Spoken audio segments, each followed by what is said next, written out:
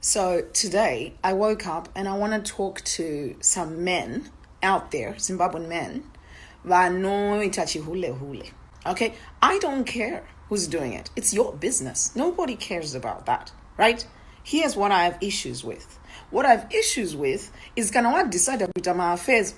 Nothing wrong with that if that's what you want to do.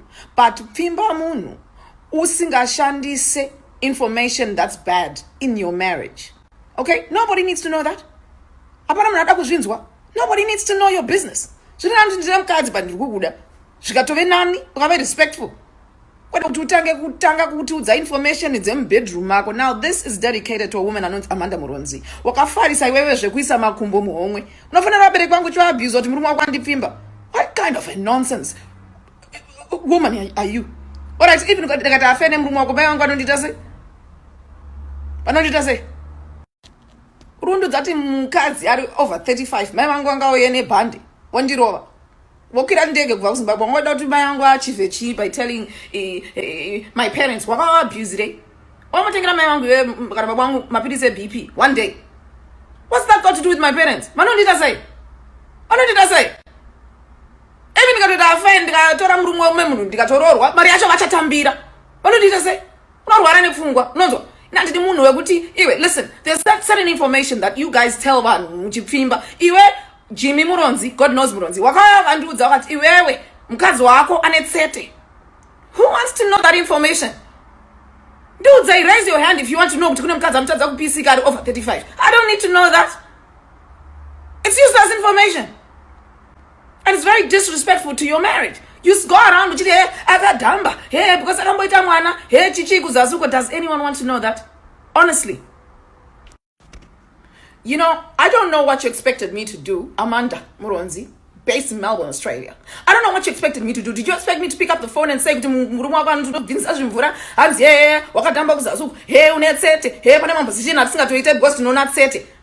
want me to repeat that information to you? Especially while you're like 8 months pregnant. Really? Do I look crazy to you? So I don't want to be able to say, then what? Then what? Why don't you just say, Baba, I'm over 35 years of age. What is my father going to do? Why don't you dishonor? Why don't you disarm a will? I mean, what were you trying to achieve? Or what were you trying to do with that? Apparently, repeat information here because you want the she's lying. So it's my word against his. Nobody wants to know information in marriage. Keep your woman out of your wife out of the whole situation. You know, if I wanted to have had Jimmy Muronzi wacho, let me tell you something. I could have had him. Aindaida.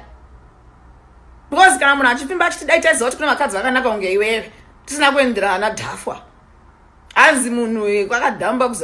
I really need that information? Listen. I was not at your wedding. I don't know anything about your marriage, and I actually, quite frankly, don't give an F. All right, girlfriend. Don't come for me. I've been in this country double the amount of time you've been in this country. Did not go to watch it if I want to. But didn't just read today if I'm not even interested in the guy. You know what was funny? My father rang me and said, I don't believe it because I just looked one look at the guy, Rumbi, that's not your type. Okay? The interesting thing is my father said to me, I'm not so much interested in what she has to say because you're my most precious of daughters. He has 3. They're beautiful to him. But, Anditi, he said to me, chandinotyira ndechekuti mukadzi uyu dzinotata kana uchifanira vabereki vanhu kuti murume wako ari kuita chihule munhu akafitsira kutora banga akakubaya ndozvandiri kutyira. How funny is it that he says that? Haunotora banga here ukanoda unocheka your first husband, the guy you had a child with, nebanga. And how funny is that? Kuti mental illness to that extent. Zvinaina izvo zvozvo kana mukutadza mamarriage dzenyu musapinzewe mwana iwe dhila nemunhu wakamira naye pamberi pevanhu vese ukati we love each other till death do us whatever.